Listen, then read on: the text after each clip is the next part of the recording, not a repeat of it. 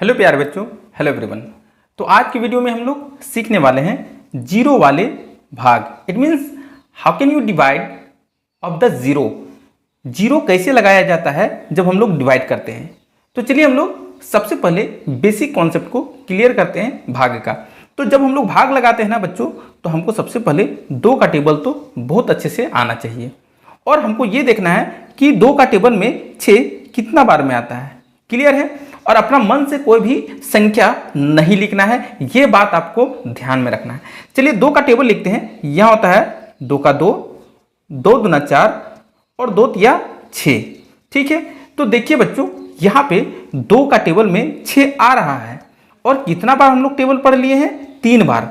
तो जो 3 बार लिखना है ना, 3 टाइम्स, हमको यहां पे लिखना है। क्लियर है? और हमको और एक बार 6 लिखना होता है। ठीक है, और इस तरह से एक लंबा सा लाइन खींचना है और बच्चों यहाँ पे माइनस कर देना है, यानी कि घटा देना है। 6 में 6 को घटाना है बच्चों, तो यहाँ पे 0 बचेगा।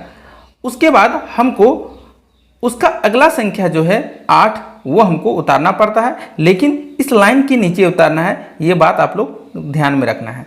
ठीक है, और बच्चों फिर से अब हम यही प्रोसेस को दोबारा करेंगे कि 2 का टेबल फिर से पढ़ेंगे कि 8 आता कितना बार में है। क्लियर है? तो 2 का 2, 2 दूना 4, 2 तिया 6 और 2 चौके 8। तो देख लो बच्चों, यहाँ पे हमने 4 बार टेबल पढ़ लिया है। 4 बार में 8 आ गया है, तो आपको समझ में आ गया होगा कि यहाँ पे जितना बार में आ रहा है लिखना है, यानी कि 4 बार में आ रहा है। और फिर से हमको एक बार और यहाँ पे 8 लिखना है। ठीक है, फिर से यहाँ पे माइनस करेंगे तो 8 में 8 जाएगा, तो यहाँ पे 0 बचेगा। क्लियर है? तो इट मीन्स दैट कि ये एक बेसिक कॉन्सेप्ट था भाग लगाने का, कि हमको संख्या उतारते जाना है और टेबल पढ़ते जाना है।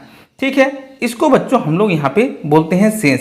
इन इंग्लिश इसको हम लोग बोलते हैं रिमाइंडर। ठीक है, इसको बोलते हैं शेष। और बच्चों इसको हम लोग बोलते हैं भागफल। क्या बोलते हैं? भागफल। तो इस तरह से जो मेरा भागफल है वो 34 आ गया है और जो मेरा शेष है वो 0 हो गया है। चलिए अब हम लोग ये 3 क्वेश्चन है ना, बहुत ज़्यादा इंपॉर्टेंट है, क्योंकि इसमें मोस्ट ऑफ द बच्चे जो हैं वो कंफ्यूज हो जाते हैं कि 0 कब और कैसे लगाना है। भाग के नियम के अनुसार हम चलेंगे तो सबसे पहला जो अंक है वो 9 है और 3 का टेबल पढ़ना है। तो हम 3 का टेबल पढ़ते हैं। 3 का 3, 3 दूना 6 और 3 तिया 9। इट मीन्स दैट कि बच्चों हम लोग 3 बार जब टेबल पढ़ दिए हैं तो 9 आ गया है, तो हमको यहाँ पे 3 लिखना होता है और फिर से हमको यहाँ पे एक बार 9 लिखना है। क्लियर है? अब यहाँ पे माइनस करेंगे तो 9 में 9 जाएगा, तो बच्चों यहाँ पे 0 बचेगा। और हमको ये भी पता है कि इसका अगला संख्या में हमको 0 उतारना है। ठीक है, लेकिन इस लाइन के नीचे उतारना है, यहाँ पे 0 उतारना है। अब देखो बच्चों, कभी भी है ना पूरा यहाँ भाग लग चुका है। ठीक है, तब हम अगला संख्या जैसे ही 0 उतारेंगे, क्योंकि 3 का टेबल पे तो 0 कहीं नहीं आता है। इसका मतलब यदि 0 उतारते हैं और टेबल में नहीं आ रहा है तो यहाँ भी हमको एक 0 लगाना पड़ेगा। ये आपको समझ होना चाहिए। फिर बच्चों उसका अगला संख्या फिर से हम इसी लाइन के नीचे उतार देंगे, यहाँ पे 6।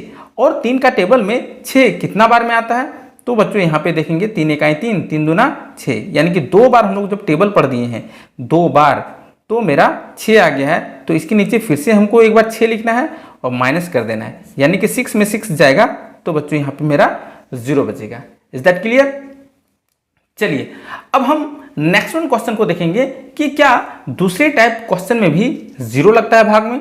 बिल्कुल बच्चों, ये आप सही सुन रहे हैं।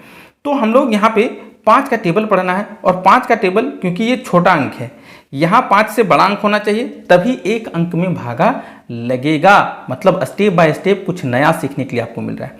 तब हमको यहाँ पे डायरेक्ट 2 अंक लेना है। First time, only first time 2 अंक लेना है। क्लियर है? अब 5 का टेबल में 25 कितना बार में आता है? तो बच्चों जब 5 का टेबल पढ़ेंगे ना, तो आपको 5 बार पढ़ना होगा। 5 पचे 25, 5 5 जा 25। ये टेबल तो बहुत अच्छे से आना चाहिए। तो फिर से हमको यहाँ पे 25 लिखना होता है।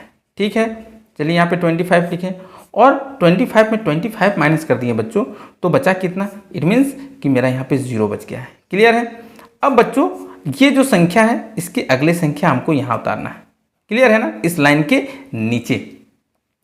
अब हम ये देखेंगे कि कभी भी 5 का टेबल में 4 नहीं आता है। 5 इकाई 5, 5 दूना 10, 5 दिया 15, तो यहाँ तो 4 है ही नहीं, 5 का टेबल में कहीं 4 नहीं है।